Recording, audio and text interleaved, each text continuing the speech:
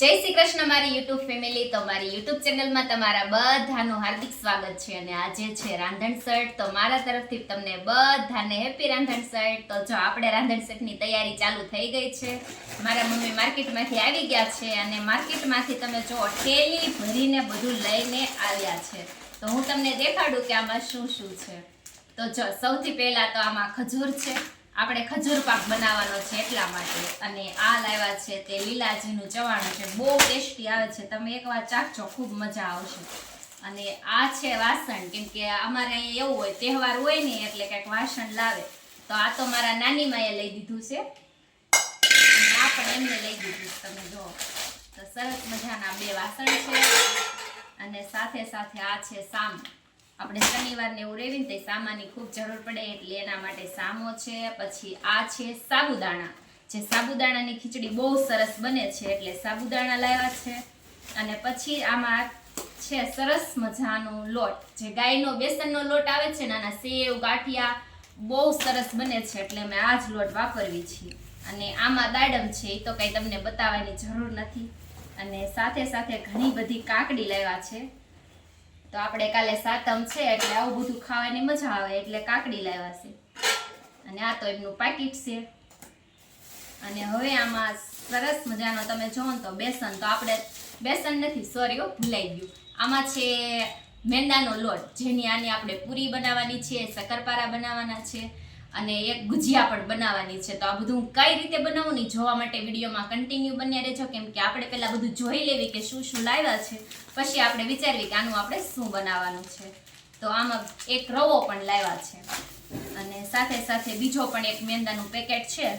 તો જો સરસ મજાની આપણી બધી વસ્તુ આવી ગઈ છે. અને સાથે સાથે ગુવાર છે, ગુવાર ને કાકડી, આ બધું તમે જોઈ લો. સરસ મજાનું આપણું આ બધું આવી ગયું છે. હવે આપણે આની જે આપણે સાતમે કાલે કાઢું ખાવાનું હોય એ બધું બનાવવાનું છે.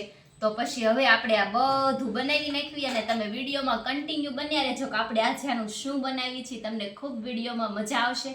અને શોર્ટ વિડીયોમાં તો તમે બધા મને ફૂલ સપોર્ટ કરો છો, પણ લોંગ વિડીયોમાં તમે કરતા નથી. તો પ્લીઝ મને લોંગમાં પણ એટલો જ સપોર્ટ કરો કે મારા વિડીયો ખૂબ આગળ ચાલે. તો મળીએ આગળ, વિડીયોમાં કન્ટિન્યુ બન્યા રહેજો. તો ચાલો ફ્રેન્ડ્સ, આપણે હવે ખજૂર પાક બનાવવો છે. તો આપણે હવે આ બધી ખજૂરને કટિંગ કરી નાખવી, પછી તમને આગળ બનાવું કે કઈ રીતે બનાવવું. તો સૌથી પહેલાં જો ખજૂર પાક આપણે બનાવવું હોય ને તો આ રીતની આપણે ખજૂર લઈ લેવાની છે અને આપણે સરસ મજાની ઝીણી ઝીણી કટ કરી દેવાની છે. હવે અત્યારે મારો કોઈ વિડીયો ઉતારે એવું છે નહીં એટલે બધી ખજૂર છે ને હું કટ કરી નાખું, પછી તમને બતાવું કે કઈ રીતે ખજૂર પાક બને. તો વિડીયોમાં કન્ટિન્યુ બન્યા રહેજો. હલો ગાઈસ, તો આપણે સરસ મજાની ખજૂર કપાઈ ગઈ છે, તમે જોઈ શકતા હશો. આ 1 કિલો ખજૂર છે અને આમાં બીજું કાંઈ આપણે નાખવાનું ન હોય, માવો કે પેંડા કે એવું કાંઈ ન હોય, આપણે એમાં ફક્ત ડ્રાયફ્રૂટ નાખવાનું હોય. તો સરસ મજાનું એટલું ડ્રાયફ્રૂટ કટિંગ થઈ ગયું છે અને એટલું ડ્રાયફ્રૂટ બાકી છે. આપણે આ બધું આમાં મિક્સ કરવાનું છે. તો બસ હવે આને કાપતા વાર બહુ લાગે. તો બસ હવે આપણે આ ડ્રાયફ્રૂટ કાપી નાખીને પછી આપણે આગળની પ્રોસેસ શરૂ કરવી. તો વિડીયોમાં કન્ટિન્યુ બન્યા રહેજો. આગળ હું તમને બતાવું કે આપણે ખજૂર પાક કઈ રીતે બને છે. કાજુ અને બદામ સરસ મજાના કટિંગ થઈ ગયા છે અને આપણે હવે એક વાટકામાં નાખી દઈએ.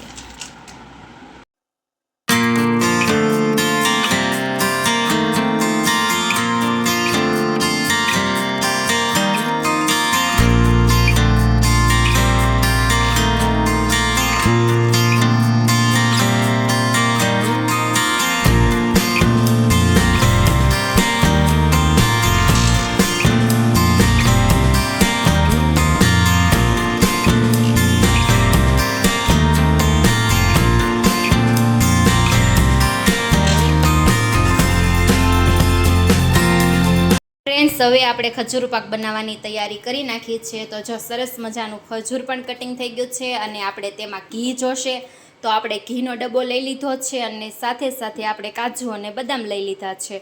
તો મેં અહીંયા છે ને કિલો ખજૂર લીધી છે અને 500 ગ્રામ કાજુ બદામ લીધા છે. બસ 3 વસ્તુમાંથી જ બનીને આપણો ખજૂર પાક તૈયાર થઈ જશે. અને અહીંયા મેં તમે જો આવડું મોટું તપેલું લીધું છે, કેમ કે જાજો ખજૂર પાક બનાવવાનો છે ને એટલા માટે. તો હવે આપણે એમાં ઘી નાખશું. એમાં ઝાઝું ઘી નથી નાખવાનું, ફક્ત 3-4 ચમચી આપણે એમાં ઘી નાખી દીધું છે. અને આ રીતે ઘી ગરમ થાય એટલે આપણે જેટલા પણ ડ્રાયફ્રૂટ છે એ બધા ડ્રાયફ્રૂટ આપણે તેમાં નાખી દેવાના છે. અને બસ હવે આપણે એને સરસ મજાના શેકી લેવાના છે.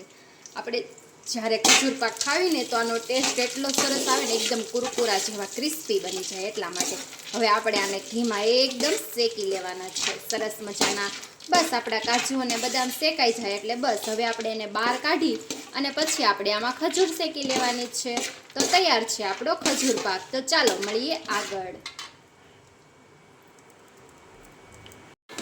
આપણો કાજુ અને બદામ એકદમ તમે જુઓ ને તો આ રીતે કલર બદલાવા માંડે ને ત્યાં સુધી આપણે તેને શેકી લેવાના છે.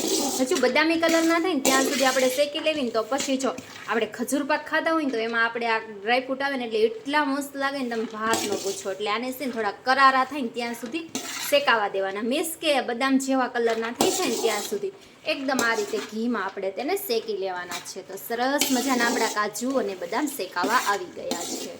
હવે આપણે આને બહાર કાઢી લઈશું.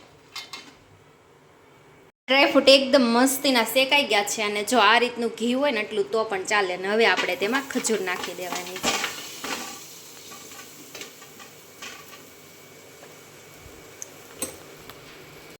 આ રીતે હવે આપણે એને બધી એકદમ મિક્સ કરી દેવાની છે અને સરસ મજાની શેકાઈ જાય ત્યાં સુધી હવે આપણે એને શેકી લેવાની છે. તો ફાઇનલી ફ્રેન્ડ આપણે થાકી ગયા અને શેકીને અને આખિરકાર આપણો ખજૂર પાક તૈયાર થવા આવી ગયો. અને હવે આપણે આમાં બધા ડ્રાયફ્રૂટ આ રીતે નાખી દઈશું અને હવે આપણે આને એકદમ મિક્સ કરી લેવાના છે.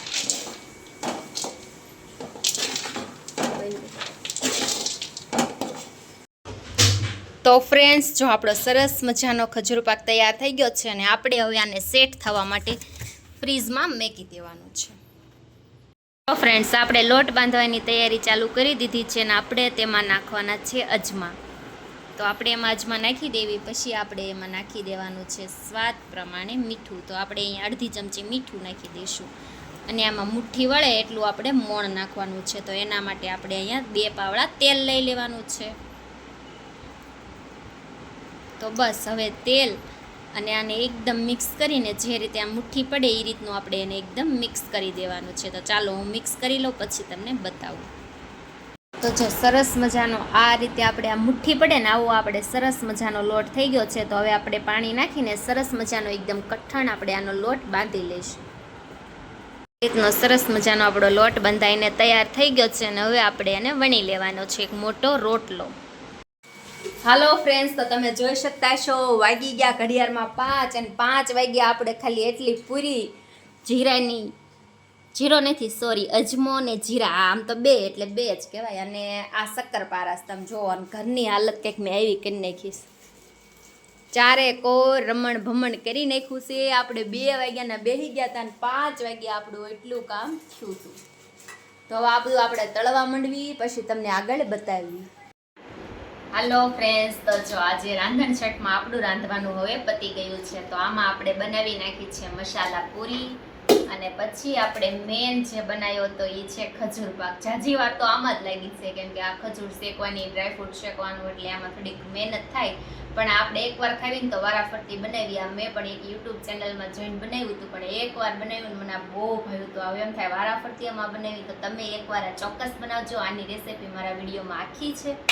અને પછી આપણે બનાવી નાખ્યા એકદમ ક્રિસ્પી કરારા એવા શક્કરપારા. તો જો સરસ મજાના આપણે શક્કરપારા બનાવ્યા હતા અને થોડીક આપણે અજમા જીરાવાળી પૂરી બનાવી નાખી હતી.